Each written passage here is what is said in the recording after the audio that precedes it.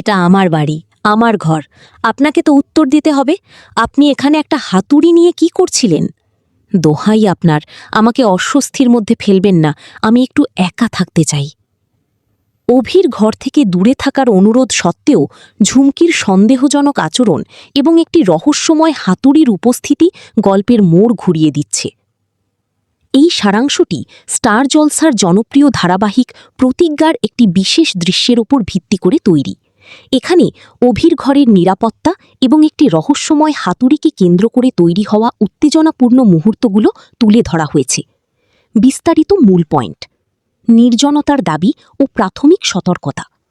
দৃশ্যের শুরুতে দেখা যায় একজন চরিত্র, সম্ভবত অভি, মানসিকভাবে বিপর্যস্ত এবং তিনি একা থাকার তীব্র ইচ্ছা প্রকাশ করেন। অন্য এক ব্যক্তি তাকে সেই নির্জনতা দিতে রাজি হন এবং নিরাপত্তার খাতিরে তাকে ঘরটি ভেতর থেকে লক করে দেওয়ার পরামর্শ দেন, যাতে বাইরের কেউ সেখানে প্রবেশ করতে না পারে। মালিকের সরাসরি জবাবদিহি, হাতুড়ি রহস্য ও নাটকীয় সংঘাত।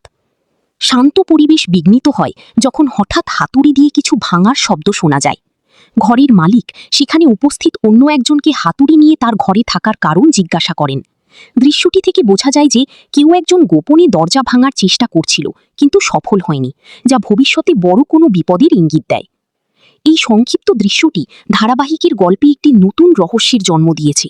অভির ব্যক্তিগত পরিসরে ঝুমকির বা অন্য কোনো চরিত্রের হাতুড়ি নিয়ে অনধিকার প্রবেশ এবং দরজা ভাঙার ব্যর্থ চেষ্টা গল্পের মোড় ঘুরিয়ে দিচ্ছে।